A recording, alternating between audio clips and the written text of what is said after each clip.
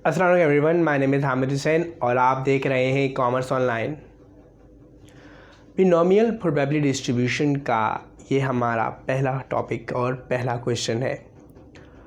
और binomial probability distribution कब use करते हैं? जब हमारे पास कोई भी ऐसा केस हो, ऐसा इवेंट हो जिसके दो प्रोबेबल आउटकम्स हो सकते हैं। जैसे अगर मैं कॉइन टॉस करूं तो क्या चांसेस हैं, या तो हेड आएगा या टेल आएगा। यानी डायगोटमस हमारे पास इवेंट्स हों तो उसके लिए हम बिनोमियल प्रोबेबिलिटी डिस्ट्रीब्यूशन को यूज़ करते हैं। इसी तरह से एक बंदे का ऑपरेशन होता है और जब ऑपरेशन हो गया तो क्या चांसेस हैं, या तो ऑपरेशन सक्सेसफुल होगा या ऑपरेशन सक्सेसफुल नहीं होगा। तो इस तरह के तमाम इवेंट्स के लिए हम प्रोबेबिलिटी डिस्ट्रीब्यूशन में बिनोमियल डिस्ट्रीब्यूशन को यूज़ करते हैं। और जो सबसे इम्पॉर्टेंट बात यहाँ पर आपको बताने वाली है वो ये कि P और Q हमारे पास वो दो चांसेस हैं, वो दो डिफरेंट इवेंट हैं। मिसाल के तौर पर P को मैं कहता हूँ भाई अगर हेड, और Q को मैं कहता हूँ टेल। P को मैं कहता हूँ कि एग्ज़ाम से बच्चा पास आएगा तो P, फेल आएगा तो Q। ऑपरेशन हो रहा है, सक्सेसफुल होगा P, अनसक्सेसफुल होगा Q।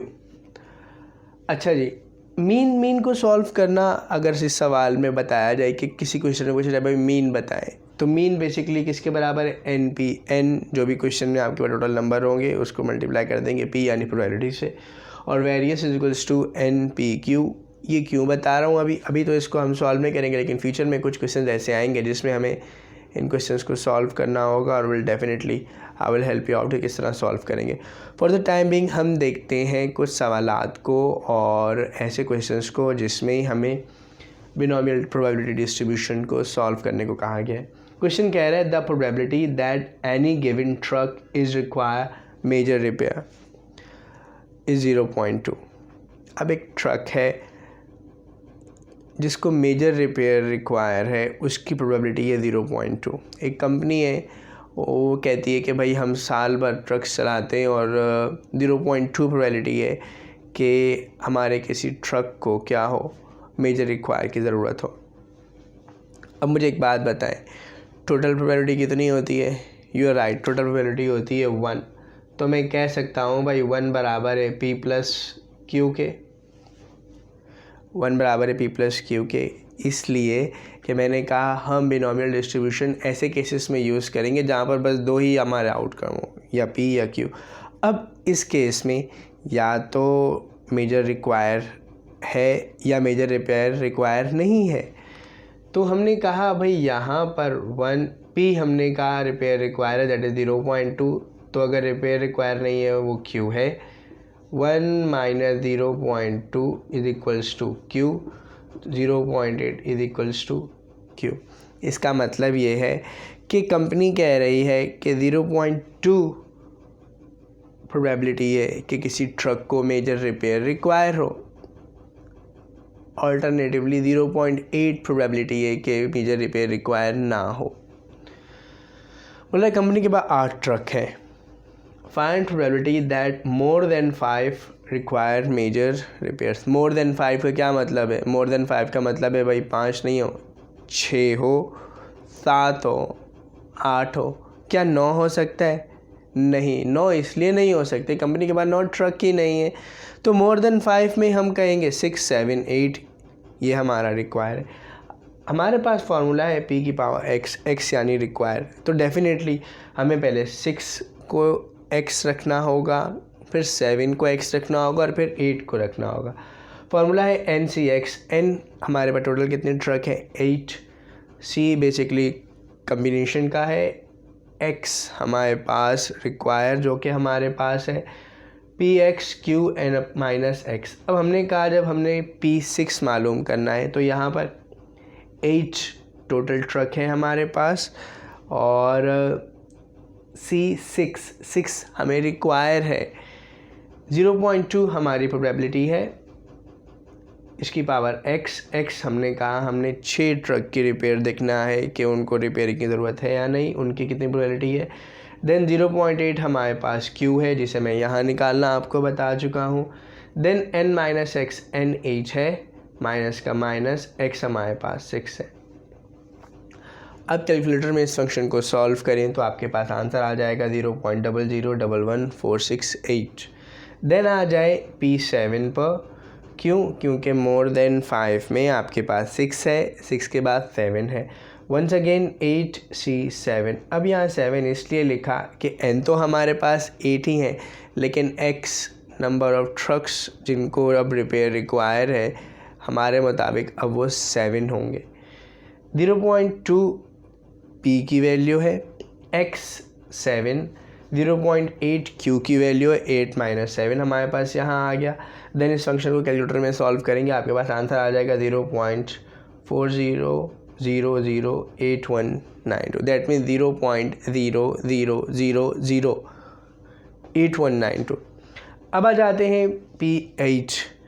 तो 8C8 0.2 की पावर 8, 0.8, 8 माइनस 8 क्या आता है 0। किसी भी वेरिएबल की पावर 0 हो जाए तो, किसी भी फंक्शन की पावर 0 हो जाए, किसी भी नंबर की पावर 0 हो जाए तो वो 1 होता है। इस तमाम फंक्शन को कैलकुलेटर में सॉल्व करेंगे, हमारे पास आंसर आ रहा है 0.0000256।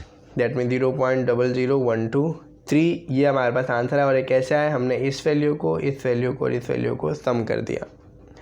चलिए अब एक और क्वेश्चन को सॉल्व करते हैं, और इस क्वेश्चन में आपको कह रहा है the probability that a student is not a smoker, यानी वो सिगरेट नहीं पीता, इज़ 1/4। अब 1/4 को आप कैलकुलेटर में अगर करें 1/4 तो ये आपके पास आता है 0.25। दैट मीन्स हमने कहा एक स्टूडेंट जो कि स्मोकर नहीं है 0.24 है।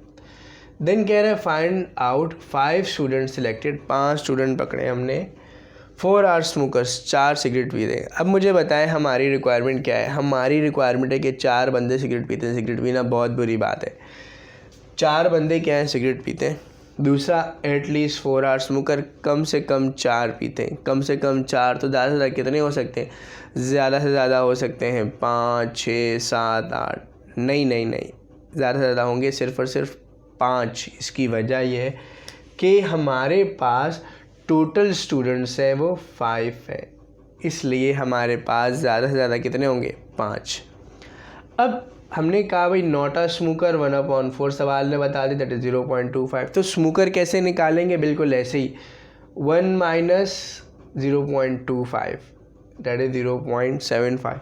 तो ये मेरे पास Q है और ये P। अब मैंने यहाँ पर स्मोकर को P रखा है, इसकी वजह क्या है, इसकी वजह ये है भाई के जो हमें सवाल में बोल रहा है 4 आर स्मोकर्स, यानी जिस चीज़ पर वो स्ट्रेस देगा वो हमारे लिए P कहलाएगा।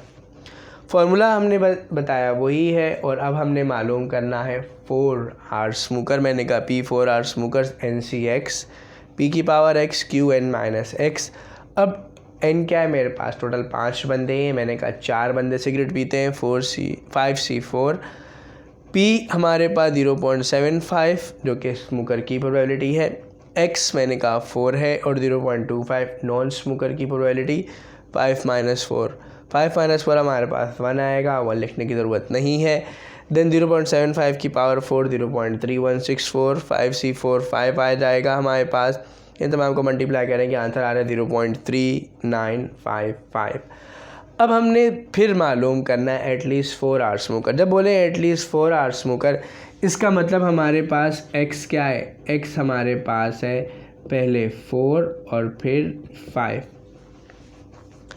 4 स्मोकर को हम पहले ऑलरेडी सॉल्व कर चुके हैं, जिसका आंसर है 0.3995। हमने डायरेक्ट उसका फंक्शन लिखा और उसका आंसर लिख दिया। देन P5 स्मोकर का मतलब ये है कि टोटल आपके पास 5 है, दैट इज़ N5, और चाहिए भी 5 है, 5C5। स्मोकर्स की प्रोबेबिलिटी है 0.75, उसकी पावर हमने 5 रखी क्योंकि इस बार हमने चाहिए ही हमें 5 स्मोकर। 0.25 5 माइनस 5 क्योंकि हमें कोई स्मोकर नहीं चाहिए। N माइनस X, N भी 5 है और X भी 5 है, तो 5 माइनस 5 हमारे पास आ जाएगा 0। अब 5C5 0.1, 0.2373, इस तरह से लिखा 0.250, इन तमाम को हमने मल्टीप्लाई कर दिया, हमारे पास आंसर आ रहा है 0.2373। इन दोनों को प्लस करेंगे, हमारे पास आंसर आ जाएगा 0.6328, जो कि हमारे पास आंसर है किसका, P at least 4 are smokers. That's it. बहुत ही आसान क्वेश्चन है ये। प्रोबेबिलिटी डिस्ट्रीब्यूशन में बिनोमियल डिस्ट्रीब्यूशन का ये टॉपिक हमारा है, और I am sure in 2 questions के बाद आपको किसी भी सवाल में कोई भी प्रॉब्लम नहीं होगी। किसी भी सवाल को करने से पहले P और Q की वैल्यू को आपको निकालना है, और हाँ, अपना बहुत ख्याल रखना है, चैनल को सब्सक्राइब करना है, हमारे पेज कॉमर्स ऑनलाइन को लाइक करना ना भूलिएगा, और सबसे ख़ास बात हमारे ग्रुप कॉमर्स ऑनलाइन को ज्वाइन कीजिएगा। अपना बहुत ख्याल रखना। टिल देन, अल्लाह हाफिज़।